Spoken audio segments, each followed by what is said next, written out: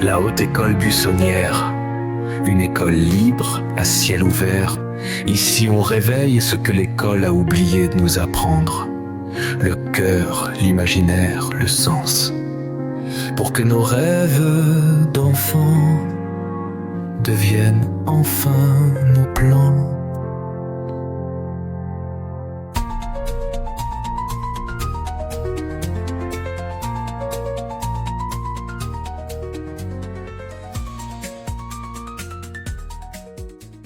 Pour que nos rêves d'enfants deviennent enfin nos plans d'adultes.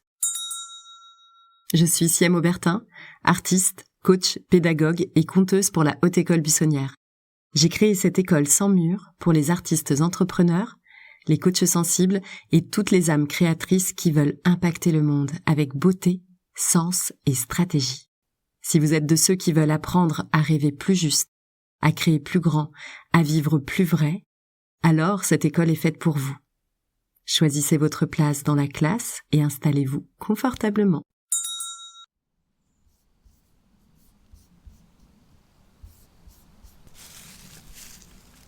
Buissonnier, buissonnière, aujourd'hui, je vous parle depuis la forêt de Fontainebleau.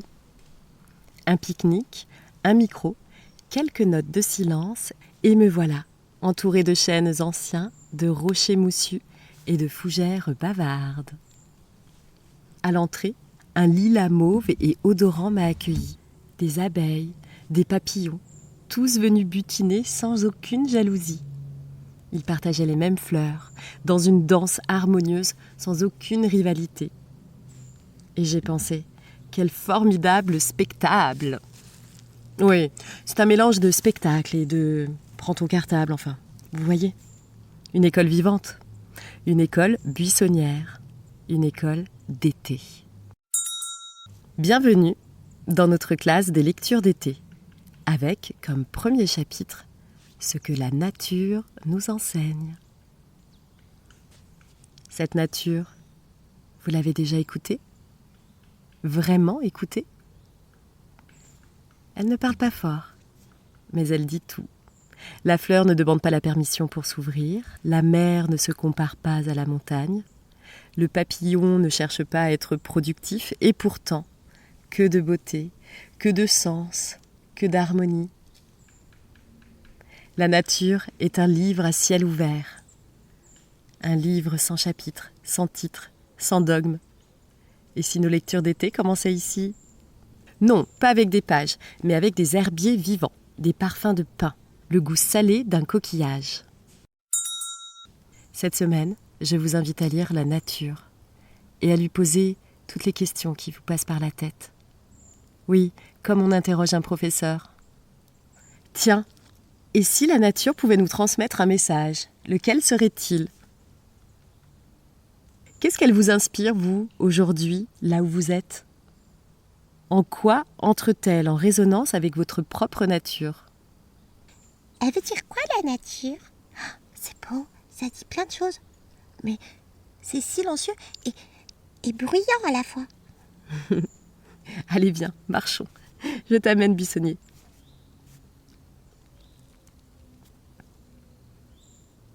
Alors je me suis prêtée à l'exercice, là, pieds nus, dans la clairière.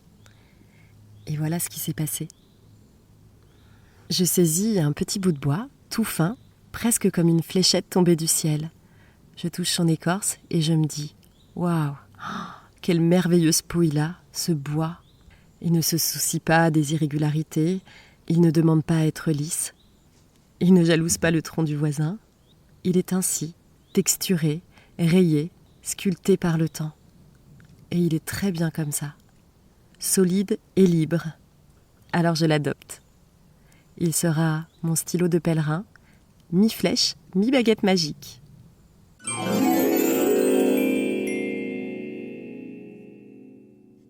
Je m'approche d'un grand arbre, je l'interroge.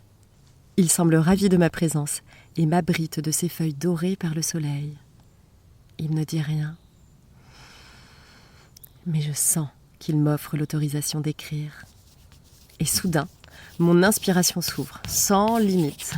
Comme si, au creux de cette forêt, je me souvenais que la créativité est une rivière souterraine qui attend juste qu'on l'écoute.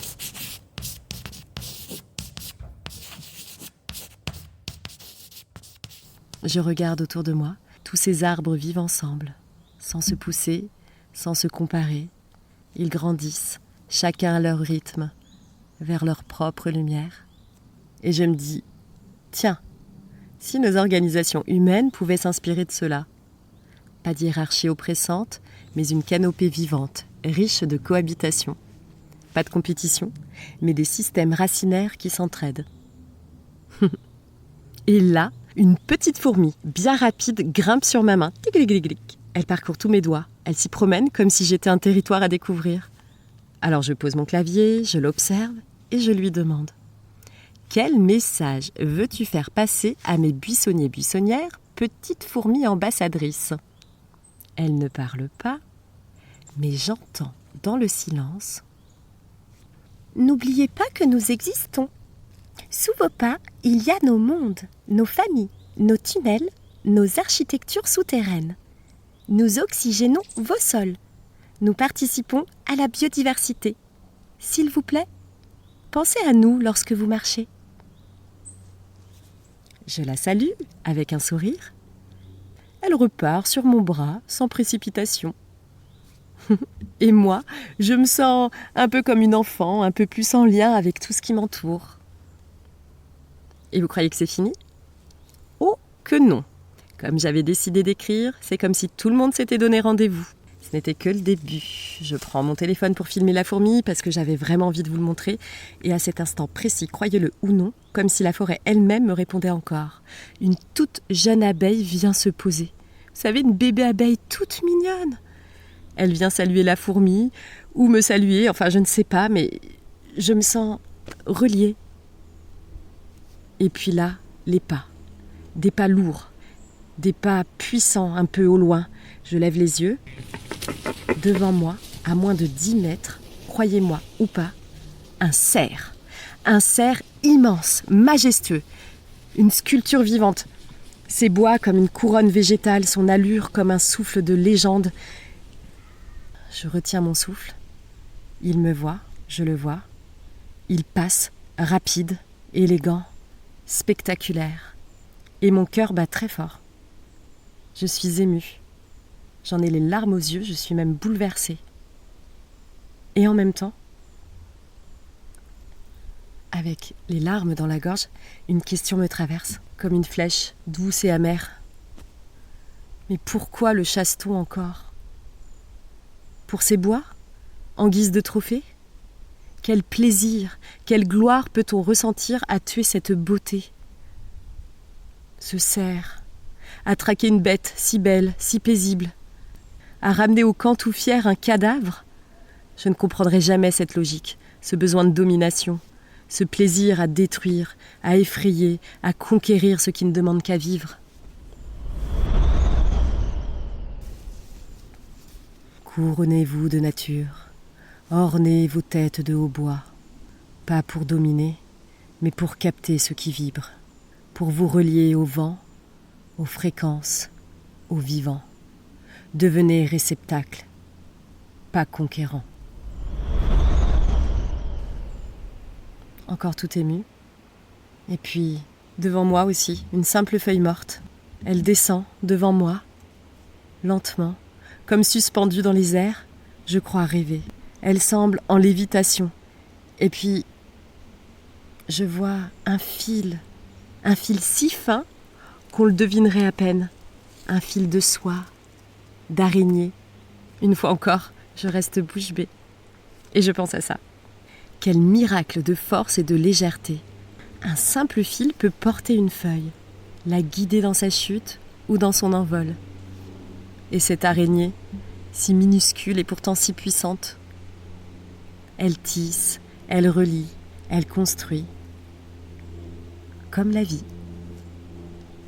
Alors je me dis, et si nous apprenions à tisser comme l'araignée, à porter des feuilles mortes sans les jeter, à relier les fils invisibles de nos existences, à construire des toiles non pour piéger, mais pour habiter, pour protéger, pour sentir les vibrations du monde. Voilà, buissonnier, buissonnière, ce fut mon conte d'un après-midi d'été. Mais peut-être est-ce plus que cela ? Peut-être que vous aussi, vous avez croisé des signes ces derniers jours. Peut-être que la nature cherche à vous parler là où vous êtes. Sur une plage, une montagne, un balcon, un jardin. Alors tendez l'oreille et laissez votre cœur faire le reste.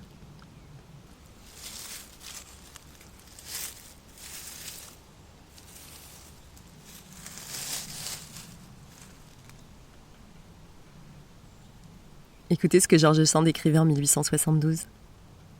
Ce n'est pas un bois, c'est un monde. La végétation s'y donne carrière, les arbres ont des formes inattendues. Les rochers, les grottes, les abîmes s'y entrecroisent avec une hardiesse de composition que n'atteindra jamais l'art humain. Quelle clairvoyance! Quelle manière d'honorer la nature comme une œuvre d'art inégalable! Vous aussi, buissonnier, buissonnière, vous êtes un peu comme ces forêts. Complexe, dense, imprévisible et tellement riche de formes inattendues. L'autre jour, ma grand-mère m'a demandé « Tu as un herbier, toi ?» Je suis restée un peu surprise. C'est vrai que je n'en ai pas. Un herbier ? Et là, elle m'a raconté qu'enfant, ils en faisaient à l'école, qu'ils nourrissaient ces cahiers de trouvailles précieuses. Une feuille d'érable en octobre, une fleur de sureau au printemps, de la menthe, des racines, des recettes d'infusion, de décoction. C'était la classe des saisons, des sens, des simples. J'ai eu comme une bouffée de nostalgie et un pincement au cœur. Nous avons oublié. Nous avons remplacé les herbiers par des tableaux Excel. Et si on réintroduisait ces savoirs doux, ces sagesses du quotidien ? Et si l'on redonnait à nos enfants et à nos projets une base enracinée, vivante et connectée. Et tout de suite, ça m'a replongée dans un autre souvenir, celui d'entrer, enfant, dans une vieille pharmacie. Vous savez, pas celle aux néons et blouses blanches. Non, je parle des bonnes vieilles officines, des herboristeries parfumées pleines de bocaux alignés avec des étiquettes écrites à la main. Camomille, reine des prés, tilleul. Des fioles d'ambre, des herbes séchées suspendues aux poutres, des mélanges mystérieux pour soulager un rhume, un cœur lourd, un sommeil fragile. Je me souviens de cette atmosphère un peu magique, un peu sorcière, mais pleine de soins. On y entrait avec un mal de ventre ou un chagrin, et on en sortait avec une décoction, un sourire et une permission de ralentir.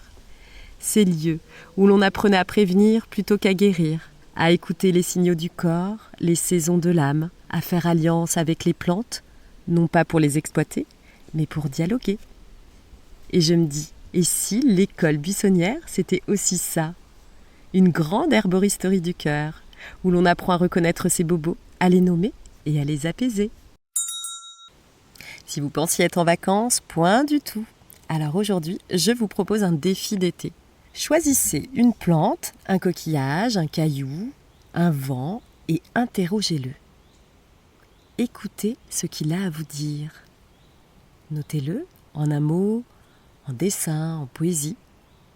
Et pourquoi pas, commencez un herbier d'adulte. Un herbier des émotions, des observations, des résonances. N'hésitez pas à partager vos trouvailles sur les réseaux sociaux avec l'hashtag Haute École Buissonnière. Je viendrai y faire un tour avec mes sandales et mon carnet. Et si vous souhaitez aller plus loin, notre master artiste de vie vous ouvre aussi ses clairières intérieures.